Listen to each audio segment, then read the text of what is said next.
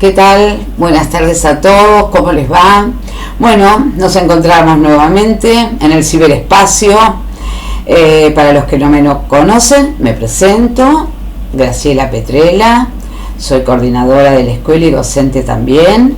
Y hoy estoy con ustedes, hoy y un próximo encuentro, porque son dos las clases, sobre distintos dispositivos grupales. Esa es la denominación, el marco conceptual de todo esto que vamos a ir tratando. Distintos dispositivos grupales. ¿A qué llamamos distintos dispositivos grupales? ¿Podemos decir que son distintos tipos de grupos? ¿Distintos tipos de técnicas? ¿Distintos abordajes? Sí.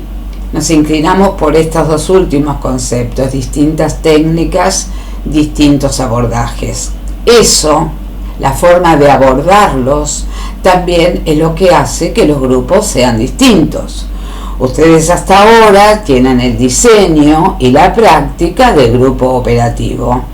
Grupo operativo, grupo centrado en la tarea. Ahora vamos a hacer como un pasaje, ¿no? Nuevamente por lo que es el grupo operativo, su teoría, su técnica, ¿no? y su destino final, digamos. Entonces, ¿qué es lo que le pasa al alumno de tercero llegar a esta instancia en que tienen que salir a una institución elegida por ustedes probablemente, donde tienen que observar un grupo, registrar los procesos mediante la crónica, que es lo que estuvimos viendo un poquitito el otro día y es lo que ustedes seguramente están haciendo en este momento?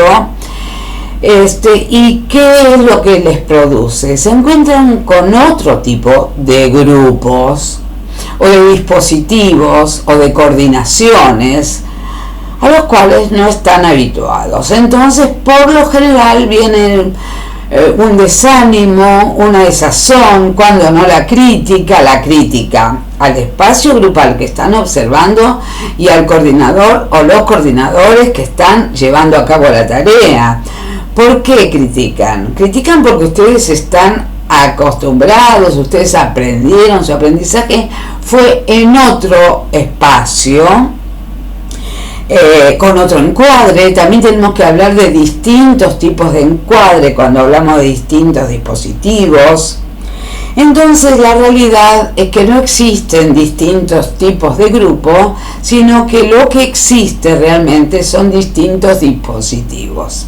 Esto creo que también les va a dar un poco de tranquilidad, porque no fueron pocas las veces que nos encontramos con grupos o equipos que volvieron muy frustrados a la escuela diciendo: no, pero ese grupo hacía lo que quería, ese grupo iban llegando, ese grupo se trataba de determinada manera, el coordinador no hacía nada, el coordinador hacía mucho, hacía todo.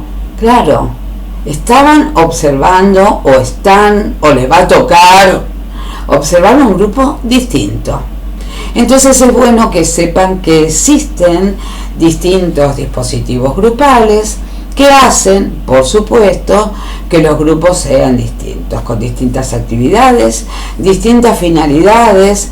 A ustedes les va a venir magnífico para la práctica que sean distintos, porque el grupo igual lo tienen en su propia cancha. Y en eso, hablando de cancha, voy a decirles que ya están cancheros. Y ver a un grupo distinto, así por ahí con características de taller, por supuesto les va a servir de muchísimo aprendizaje, teniendo en cuenta que el psicólogo social está preparado para coordinar distintos tipos de grupo, con lo cual lo que harán ustedes es adquirir una experiencia maravillosa. Pero bueno, esto quería aclarárselos porque es muy común que se enojen porque no encuentran un grupo similar al que ustedes se formaron, con un coordinador o coordinadora que haga más o menos lo mismo al coordinador o coordinadora que tuvieron o tienen, pero está bien que así sea, porque son distintos, repito, dispositivos. Y tanto repito la palabra que considero necesario, me parece, ¿no?, aclarar. Primero, tener claro el concepto de dispositivo. Viene del latín dispositus, que significa que dispone. ¿Qué es un dispositivo entonces? Una cerradura. Podemos pensar que una cerradura colocada en una puerta, que la utilizamos, disponemos de ella para abrir y para cerrar, ¿es un dispositivo? Sí. Una cerradura, ¿no?, parece muy tonto, ¿no? Lo que les estoy explicando es un dispositivo. Dispositivo es una pieza o conjunto de elementos para realizar una función determinada. Pieza o conjunto de elementos para realizar una función determinada. Ahí directamente tenemos a la cerradura. Últimamente se habla mucho de dispositivos móviles.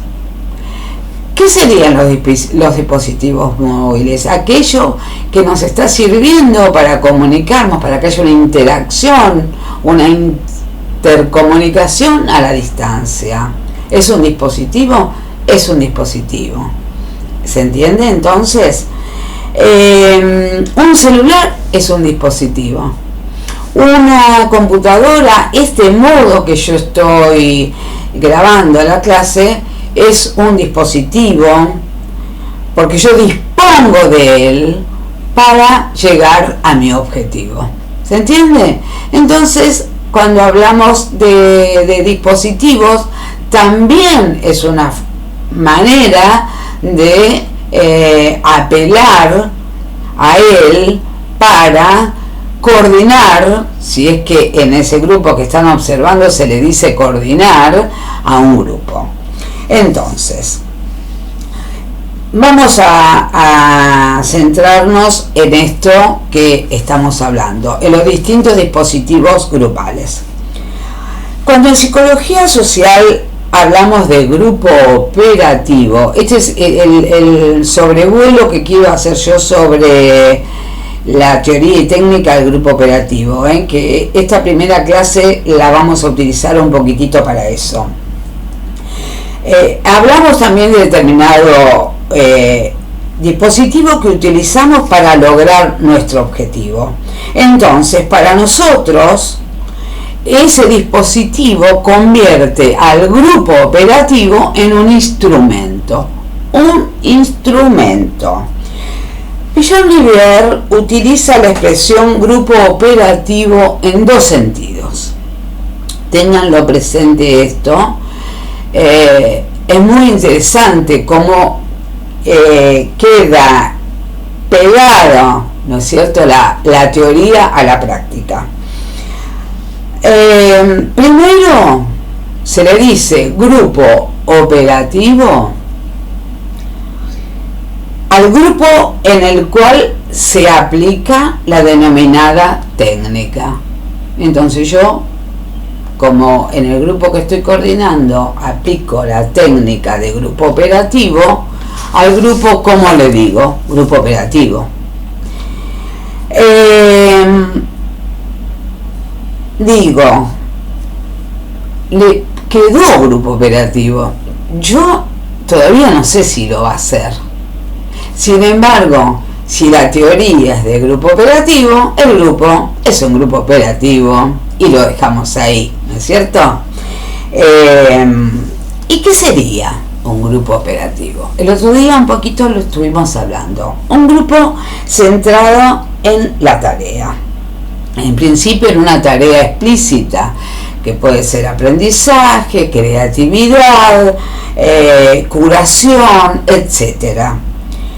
Bajo la cual, estamos hablando de una tarea explícita, bajo la cual subyace una tarea implícita y que apunta, debe ser explicitada Esa tarea implícita, dice Pillon, que debe ser explicitada, porque tiende a la ruptura de pautas estereotipadas mediante la elaboración de las dos ansiedades básicas que ustedes bien conocen, que es el miedo a la pérdida y el miedo al ataque, y que implican un obstáculo frente a toda situación de progreso o cambio. Entonces, la hacemos rapidito. Grupo centrado en una tarea explícita, aprendizaje, creatividad, curación, lo que fuere, en el caso de ustedes es aprendizaje, bajo la cual subyace una tarea implícita que corresponde, dice, que sea en algún momento explicitada. Por eso nosotros hacemos tanto hincapié en el trabajo de los obstáculos, ¿no es cierto? Un trabajo sistemático sobre los obstáculos que se presentan. Nosotros entonces decimos que ustedes conforman un grupo operativo. No sabemos si esto va a ser así, pero de entrada lo denominamos, porque trabajamos con esa técnica. Esto se los digo un poco para aclarar que se aplica tanto a la teoría y a la técnica como al grupo en sí mismo. Nos vamos a encontrar con distintos dispositivos grupales. Por ejemplo, en el grupo que ustedes están formando, que se comenzaron a formarse desde el primer año, trabajamos con lo que se denomina asociación restringida. Yo les recuerdo que para que el método psicoanalítico de Freud nos hablaba de una asociación libre.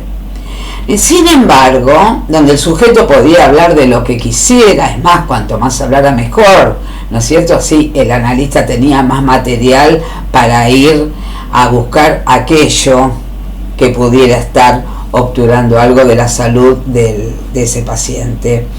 Y en cambio nosotros no trabajamos con asociación libre. Fíjense qué fallido el mío. Acabo de decir trabamos, para pensarlo. Trabajamos con una asociación restringida. ¿Qué quiere decir esto, gente? Que yo no puedo hacer lo que quiero en un grupo. ¿Sí? Yo en el grupo no puedo hacer ni decir lo que quiero.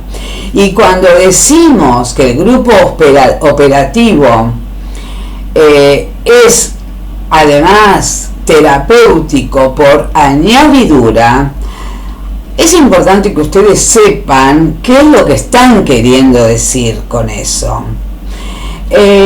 Tato Pavlovsky y Hernán Kesselman, en un librito muy lindo que se llama La multiplicación dramática, dice que el grupo operativo da la posibilidad al sujeto de hablar todo lo que quiera sobre lo personal, pero no de lo íntimo. Fíjense qué interesante cómo él hace una diferenciación, que es real, es concreta, ¿no?, entre lo personal y lo íntimo.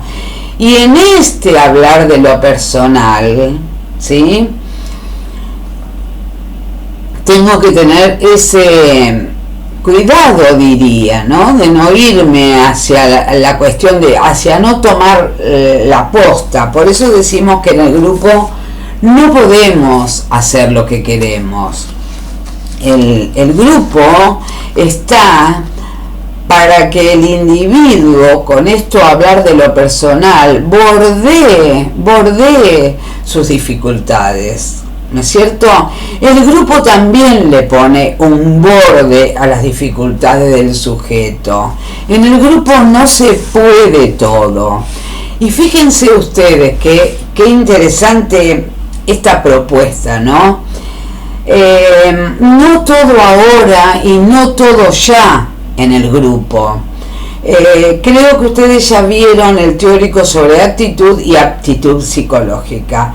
Y dentro de los pilares de la actitud y la aptitud psicológica, ustedes seguramente vieron lo que se denomina estructura de demora.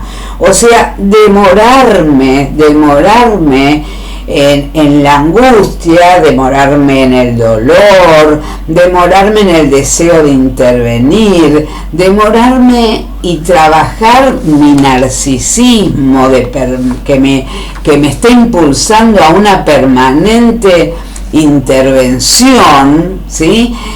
Y acotar ese goce, ¿no? Ahí es donde el grupo suele castrar al sujeto y es donde, aún sin decírselo, le pone el freno. No todo ahora, no todo ya. Vos acá no podés hacer lo que querés.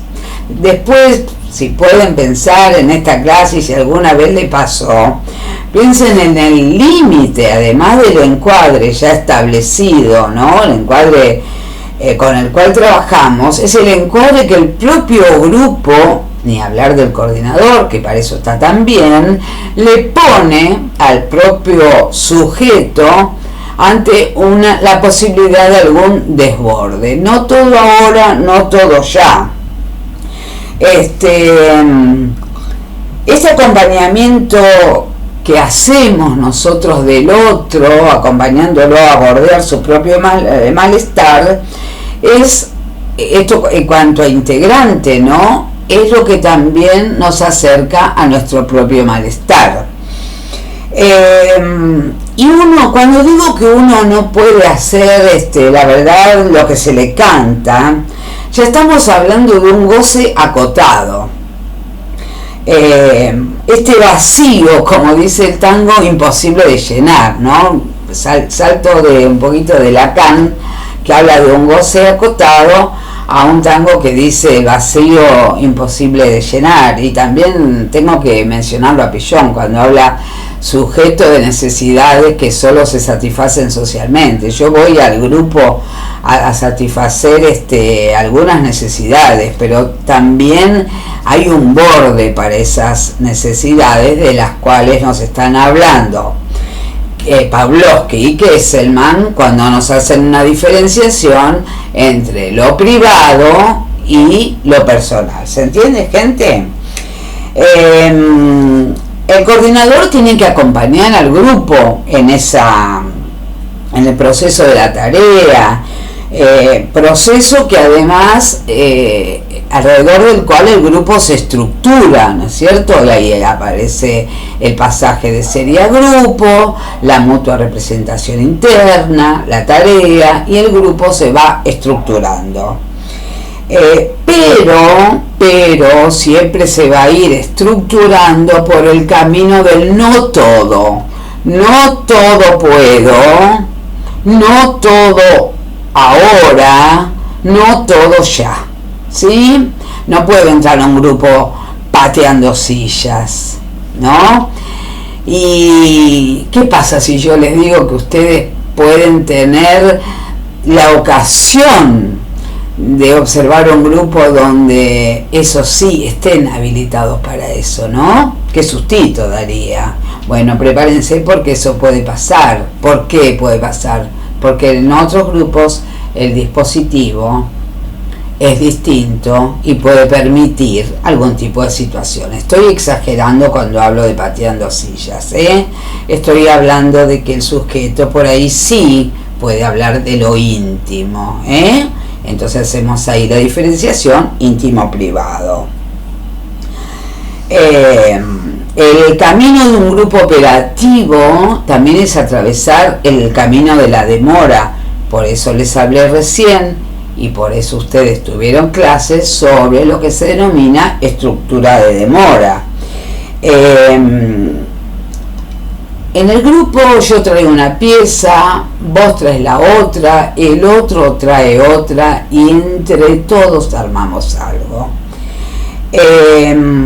¿Ese algo es inmediato? No es inmediato. ¿Es total? Tampoco, por lo general no es total, siempre va a haber alguna pieza ahí fluctuante. ¿Y eso qué sería? Eso sería la falta. La falta que tenemos que aceptar que existe en nosotros como sujetos, esta cosa de algo del orden de lo inacabado, y en los grupos también, por supuesto. Esto de acotar el goce, esto de no todo ahora, esto de la estructura de demora, esto de aceptar que no todo está inacabado, sino que los grupos me ofrecen un tiempo circular, esto es lo terapéutico que nos ofrece un grupo que no fue pensado para que fuera terapéutico. Por ejemplo, un grupo de aprendizaje de psicología social. Todas estas vueltas que di sobre lo que se puede y lo que no se puede, sobre el acotamiento del goce, sobre la herida narcisística que le causa a uno, ¿no es cierto?, el no poder todo y todo ya. Esto tiene que ver con aprendizaje, ¿no es cierto? Tiene que ver con aprendizaje, tiene que ver con dialéctica. Bueno, el vacío, el malestar. ¿Por qué no el malestar? ¿Siempre se van felices del grupo? ¿Nunca se fueron con una sensación de malestar terrible y con ganas de decir yo acá no vuelvo? Y vuelven, y por suerte vuelven, sabiendo que no pueden, lo que no pueden es volver a hacer lo que quieren. Sino estamos porque están en un grupo. Un narcisismo bien constituido, acá vuelvo a Freud, soporta estos agujeros, digamos, como causa para seguir avanzando. Eso sería el ideal, ¿no? Para volver a producir, para seguir viviendo, ¿no? Para seguir dándole aire a lo pulsional, ¿no?, del grupo centrado en la tarea, porque de eso estamos hablando, gente, de un grupo centrado en la tarea. La tarea va a ir siempre de la mano del ideal del yo, y desde ese lugar se planea, ¿sí?, el abandono del narcisismo. Esto es lo verdaderamente terapéutico que tienen los grupos. Los grupos como los nuestros, los grupos en donde le decimos, mirá que acá venís a aprender psicología social, acá hay una tarea explícita y una implícita que es formarse como grupo, y en ese devenir de la tarea implícita es donde aparece todo esto que les digo: el reconocimiento de que no puedo hacer lo que quiero, el acotamiento del goce, el sufrimiento también, el disfrute. Esto también lo podemos pensar desde Winnicott, ¿no? A un bebé donde la madre en algún momento, inevitablemente, para que el chico crezca, tiene que empezar a fallarle, ¿sí? Esas son las palabras que utiliza Winnicott. Él habla de falla, ¿no es cierto? Y esto es muy interesante porque cuando él nos habla de una madre suficientemente buena, nos está hablando de esta madre que es como que tiene la obligación de fallar para que ese chico pueda crecer, pueda aprender, pueda crear en principio el espacio transicional y todo eso que ustedes vieron de Winnicott en primer año. Bueno, dicho esto, que se refiere al grupo operativo que ustedes conocen al dedillo, podemos comenzar a transitar el camino hacia la segunda clase, que ya nos va a posicionar directamente en los distintos dispositivos grupales que utilizados hacen que hayan grupos distintos a los que ustedes ya conocen. Hay grupos primarios y grupos secundarios. Voy a hacer una leve introducción ahora de principio para después continuarla en la próxima clase, ¿no? En este grupo primario, ustedes ya lo saben, se identifica, por supuesto, a la familia, es decir, la familia, padres, hermanos, abuelos, tíos, primos. Básicamente es una relación familiar compacta donde se supone existe la confianza, seguridad y protección entre todos sus integrantes. Es muy difícil una familia, ahora por suerte creo yo, ¿no? La familia ha sufrido tantas modificaciones, miren, es la institución que más modificaciones ha sufrido en los últimos 60, 70 años. 60, 70 años no es nada, ¿no es cierto?, en la vida de una institución. La familia es una institución. Y cuando digo sufrido, es una palabra que estoy utilizando a propósito, porque viene de sufrimiento, porque cada modificación que la familia tuvo, la familia tradicional y convencional, la familia que conocemos, la mamá, papá y los hermanos, y después por supuesto abuelos, tíos, qué sé yo, que conformaban esas familias indestructibles, digamos, por un montón de años, eso se ha ido modificando, y a esas familias, de todas maneras, a esos grupos familiares que se constituyen, también ahora los estamos denominando grupos primarios, y lo son. Y es un grupo primario, y fíjense qué interesante.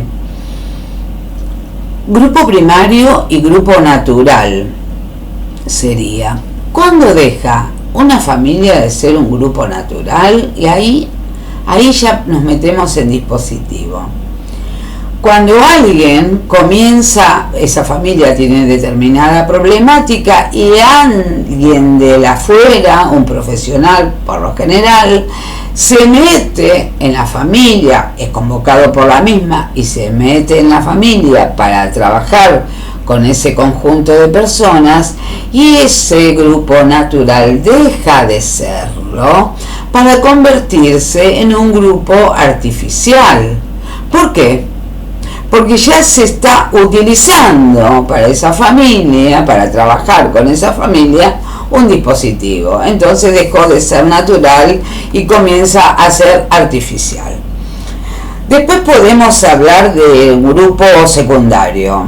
El grupo secundario se identifica también al grupo laboral, a aquellas personas también con las cuales se puede convivir, puede ser en una empresa, en un taller, oficina, equipo de deportes, estamos muchas horas con ellos. ¿Es un grupo secundario? Sí, es un grupo secundario, indudablemente. Pasamos muchas horas en contacto directo, indirecto, y podemos también en ellos depositar nuestra confianza. ¿Cómo no? No nos sorprendemos muchas veces en decir mi trabajo es como mi familia, como mi segunda familia, o decimos la familia de los comerciantes, las familias de la gente que trabaja en tribunales, la familia de los empleados de comercio. Bueno, digamos, se van conformando también, sin serlo explícitamente, por supuesto, en una especie de familia, porque se comparten diversas cosas y entre ellas la confianza. Pero bueno, vuelvo a repetir, Están grupos naturales, también están integrados por amigos y amigas, personas afines, pueden ser los mejores amigos del colegio. En los grupos artificiales no suele existir la amistad, sí puede ser el compañerismo, pero es más difícil que se convierta en una amistad. Y si se agrupan por una obligación, o sea, porque les indican alguna tarea para realizar en común, también es una obligatoriedad. Fíjense qué interesante, ¿no? Esto de los grupos que ustedes están compartiendo,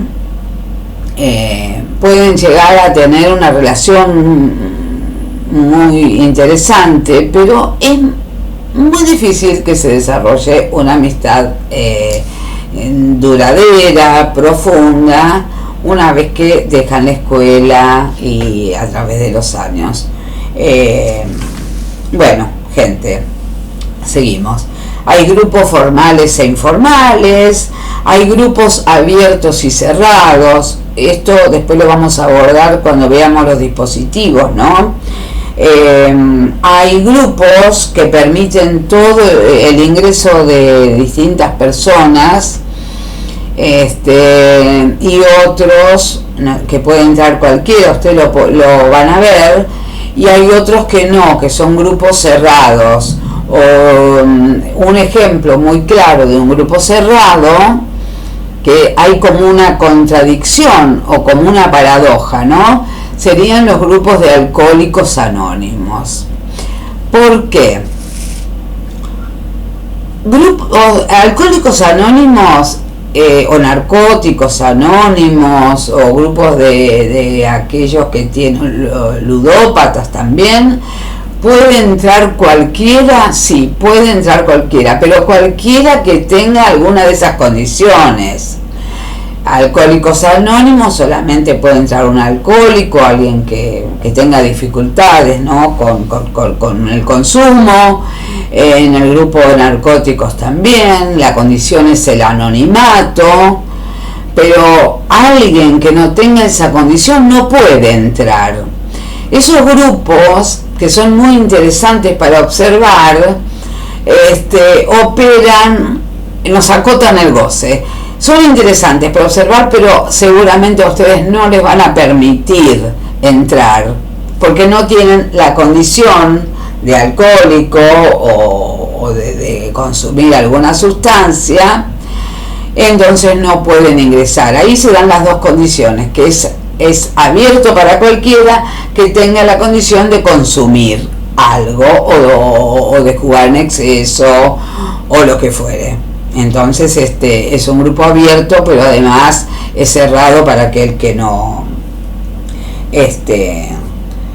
Bueno, vamos a hablar un poquito de cómo Pillon piensa en el abordaje de los grupos y que a ustedes les va a servir para cuando tengan que coordinar grupos en cualquier lugar, excepto en un grupo de aprendizaje donde los lineamientos ya están dados, el encuadre ya sabemos de qué se trata, como lo pensó Pillon.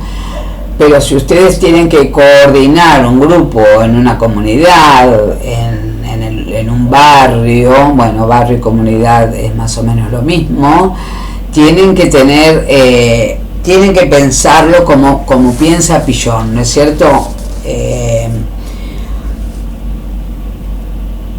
Primero, mediante un análisis de la situación, cosa que ustedes van a aprender en este año, un análisis de campo, analizar la situación existente o preexistente,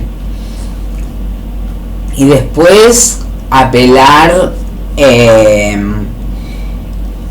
desde el encuadre, que seguramente no va a ser el mismo al que ustedes conocen en un grupo de aprendizaje, porque ustedes no se olviden que nosotros no trabajamos sobre una realidad concreta, sino sobre la realidad simbólica. Obstáculos, estereotipias, problemas de interrelación ya sea en el mundo interno o en el mundo externo del sujeto, son trabajados por nosotros, ¿no es cierto? En el caso del aprendizaje con relación a la tarea, a la cual Pillon denomina objeto de conocimiento, desde ahí interviene el psicólogo social. ¿Cómo lo hará? Primero vamos a hablar de el análisis de la situación. Después va a aplicar una logística, creo que de esto algo escucharon el año pasado, no me acuerdo. Logística, técnica, táctica y estrategia. Entonces voy a empezar a desarrollar un poquito qué son estas 4 cositas a tener en cuenta que tenemos que desarrollar según sea la situación con la cual nos enfrentemos, para después dejar todo lo que tiene que ver con los distintos dispositivos para la clase próxima. ¿Qué es la logística? La logística tiene que ver con los elementos con que yo cuento cuando me dispongo a realizar una tarea. Los voy a sacar del aula, porque en realidad tengo que sacarlos del aula, porque ustedes ya están saliendo solitos, sin que yo se los diga. Ya, en breve están, como digo yo, con una pata afuera, y están trabajando y se llevan todo esto de aprendizaje. La logística son los elementos con los cuales yo cuento. Que no termina la logística cuando hice el análisis de la situación, sino que continúa durante todo el trabajo e incluye también con qué cuento yo internamente. Acá me voy a detener un cachito. Supongan que ustedes tienen que hacer una intervención psicosocial en un municipio porque se detectó, después vamos a hablar pero muy poquitito porque van a tener clases específicas al respecto de cómo se puede dar una situación de intervención psicosocial, ¿no? Bueno, en este caso imaginario, suponga que fueron convocados porque en esa comunidad detectaron una problemática. Violencia, vamos a pensarlo desde la violencia. Entonces, cuando yo que fui convocado, yo, psicólogo social, tengo que saber con qué elementos cuento para llevar a cabo mi tarea. Entonces, esto de la logística me lleva a pensar, ¿cuento con un espacio? ¿Sí? No es poca cosa, ¿eh? ¿Cuento con un espacio donde convocar a las personas? Después vemos cómo las convoco. Después vemos qué dispositivo utilizo para trabajar con ellas. Por ahora estoy con la logística, ¿sí? ¿Tengo un espacio? ¿Tengo otros compañeros o colegas o equipo interdisciplinario que me acompañe? Porque parece ser que de acuerdo a lo que yo vi, estoy necesitando a alguien más que me acompañe en el proceso, en el trabajo, y además a alguien de otra disciplina. ¿Lo tengo? ¿No lo tengo? Esto está dentro de la logística. Entonces ahí tenemos que tengo que ir anotando. Tengo el espacio, tengo los compañeros. Son los elementos, ¿sí? ¿Con qué cuentos? Los materiales, pero cuando Pillon también nos habla de los que cuento internamente, nos está hablando de nuestro marco referencial. ¿Tengo con qué? Ahí está, lo dije. ¿Tengo con qué hacer esto? ¿Tengo la actitud? ¿Tengo la aptitud para poder llevar a cabo esta tarea? ¿No estaré muy atravesado por las circunstancias? En este caso, piensen no es motivo de este teórico, pero piensen que es lícito, absolutamente lícito, ni hablar de ético, decir que un trabajo no se puede realizar. Pero bueno, la logística también tiene que hacer con los elementos internos con que yo cuento, que tienen que ver con mis conocimientos, que tienen que ver con si puedo posicionarme, una manera de posicionarme frente al acontecer, ¿no?, ajeno. Cuando hablo de acontecer también puedo hablar de acontecimiento. Una de las cuestiones que también tenemos que tener y de las cuales nos habla Pillon es de la técnica. Nos habla de una logística, de una técnica, de una táctica y de una estratégica. Vamos por la técnica. Los recursos técnicos con los que cuento. Tengo que hacer un recuento. También tengo que saber que hay ciertas técnicas fuera de mí y que no las sé. Acá tiene que ver la formación, mi formación como psicólogo social, mi formación que me permitirá crear un dispositivo distinto a aquel del allá y entonces en el que yo me formé para poder llevar a cabo la tarea. ¿Estamos? Eso tiene que ver con la técnica. Después nos habla de una táctica. Las tácticas son como los medios para llegar al objetivo, los medios que voy a utilizar para llegar al objetivo. Intentando siempre y trabajando que estos medios nunca me impidan, o en lo posible, no me impidan llegar al final. También acá hay que hacer un recuento, ¿no es cierto?,